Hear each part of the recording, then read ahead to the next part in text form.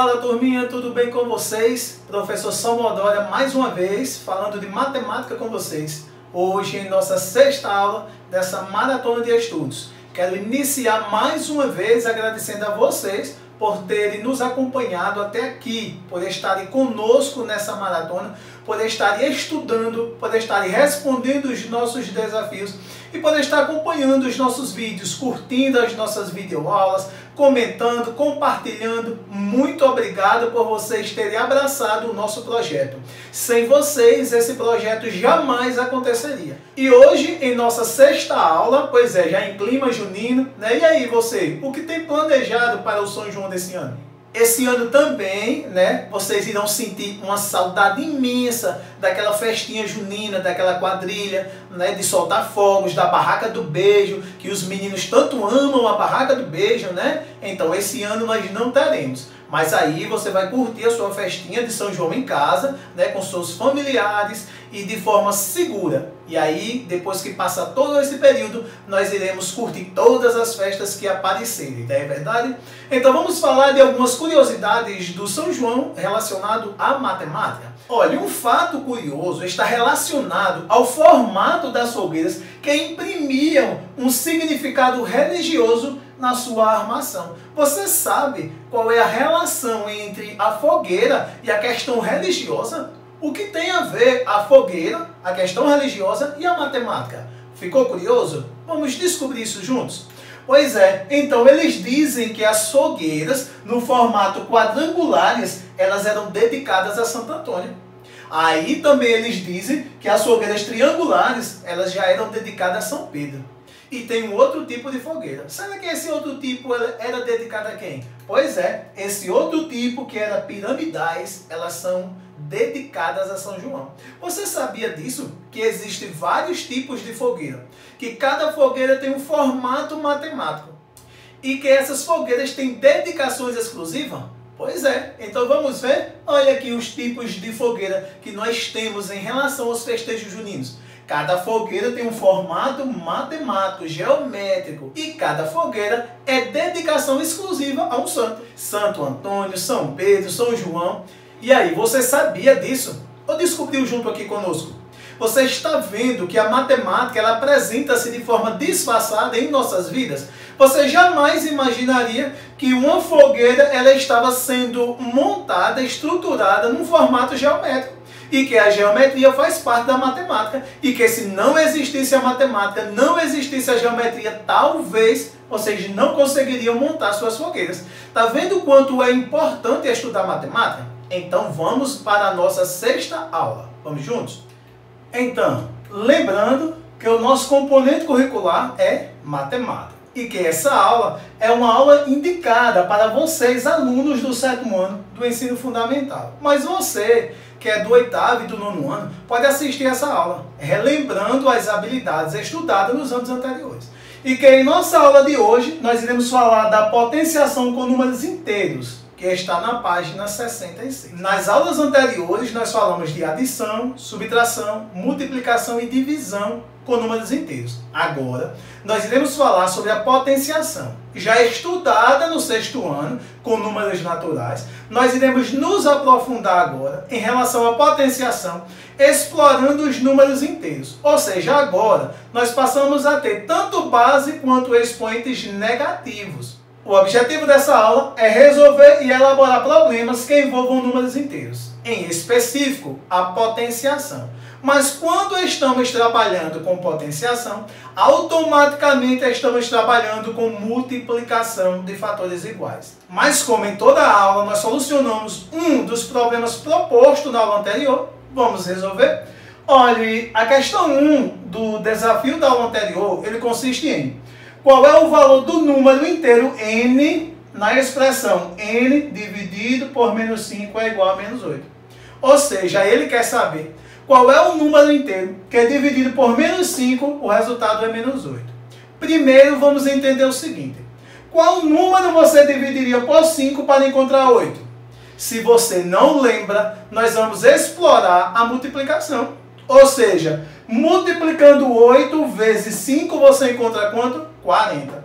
Se você encontra 40, agora só resta você dizer, é 40 positivo ou 40 negativo? Se nós fizermos 8 vezes 5, encontramos 40. Multiplicamos dois números inteiros com sinais iguais, o resultado é positivo. Então, nós estamos multiplicando dois números negativos e encontrando um número positivo. Então, o número n é 40 positivo. Portanto, quando eu divido 40 positivo por 5 negativo, eu encontro menos 8. E aí, entendeu? Foi esse o resultado que você encontrou? Foram essas habilidades? Você viu que eu não precisei efetuar a divisão? Eu usei a propriedade da multiplicação. E aí, vamos começar a nossa aula de hoje? Então, primeiro vamos entender qual é a definição de potenciação. A potenciação é uma operação de multiplicação com fatores iguais. Ou seja, nós iremos multiplicar fatores iguais entre si. Só que aí, essa potenciação, ela pode ser representada da seguinte forma. Olha, A elevado a N é igual a B. Mas A, N e B, eles podem e serão representados por números inteiros, onde cada um tem um nome específico e cada um tem uma função específica e importante nessa operação.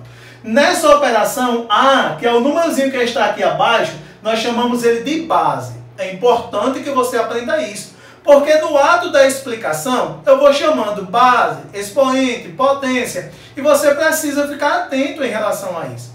O númerozinho que vem acima, nesse caso representado por N, é chamado de expoente. E o resultado dessa operação é a potência. Então, esses são os elementos principais que formam uma operação de potenciação. Mas aí, cada elementozinho desse, ele tem uma função específica nessa operação. Vamos ver qual é a função de cada um? Então, veja, nesse caso, como A é a base, ele multiplica ela por ela mesma a quantidade de vezes que o expoente indica.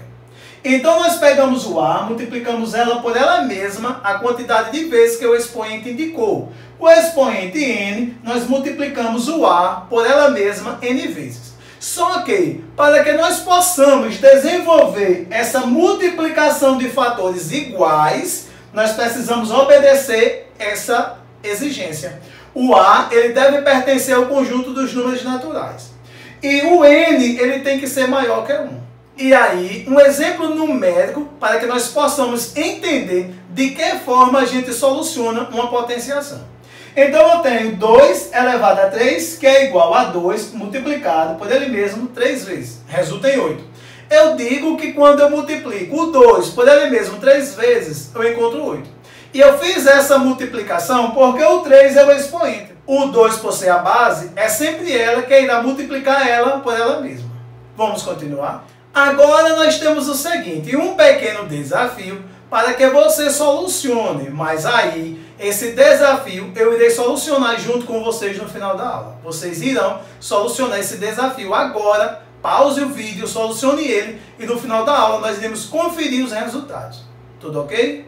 Nós iremos estudar a potenciação fazendo estudos de caso.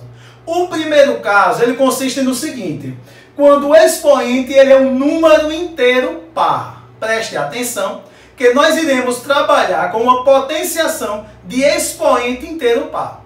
E aí, a base em algum momento vai ser positiva e em outro momento vai ser negativa. Eu tenho aqui mais 2 elevado a 4. A base é positiva e o expoente é 4, um número par. Quando eu tenho isso, consiste em pegar o 2, multiplicar ele por ele mesmo 4 vezes e eu encontro 16 positivo. Olha, eu fiz mais 2, multiplicado por mais 2, multiplicado por mais 2, multiplicado por mais 2, 4 vezes. Encontrei mais 16. Por que eu encontrei mais 16? Primeiro, porque todos os termos são positivos. Segundo, porque o expoente é par. Depois nós temos menos 2 elevado a 4. E aí, consiste em ser menos 2 a base, multiplicar ela por ela mesma a quantidade de vezes que o expoente indica. O expoente indica 4 multiplicações, nós faremos menos 2, multiplicado por menos 2, multiplicado por menos 2, multiplicado por menos 2, 4 vezes. Encontramos também 16 positivo. Portanto, nós iremos entender o seguinte: se a base ela for negativa ou positiva e o expoente for um número par, o resultado será positivo. Aí nós chegamos à conclusão: quando o expoente for um número par, a potência será sempre um número inteiro positivo.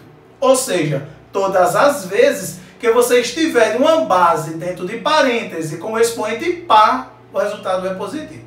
Vamos continuar? Agora, nós vamos fazer o estudo do segundo caso. O segundo caso, ele diz, quando o expoente é um número ímpar. Eu tenho uma base e um expoente. Em algum momento eu vou ter uma base também positiva, depois negativa, mas mantendo o expoente sempre ímpar. Mesmo que mude o número, o expoente, ele vai ser ímpar. Então eu tenho mais 2 elevado a 3, que é um número ímpar. Eu vou multiplicar o mais 2 por mais 2 por mais 2 3 vezes. E aí eu vou encontrar mais 8. Já aqui abaixo eu tenho menos 2 elevado também ao expoente ímpar e também 3. O que mudou? Aqui acima a base era positiva. Aqui abaixo a base é negativa. Ambos estão dentro do parêntese e ambos apresentam o expoente ímpar.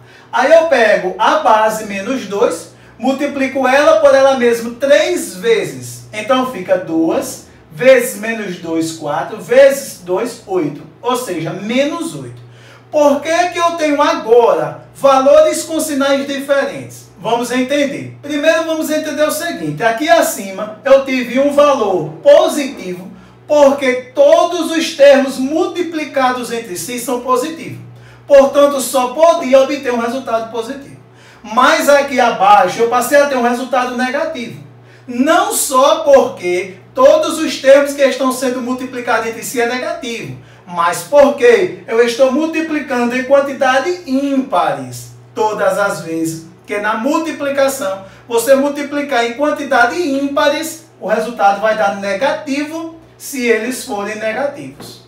E também porque o expoente é ímpar. Portanto, nós chegamos à seguinte conclusão.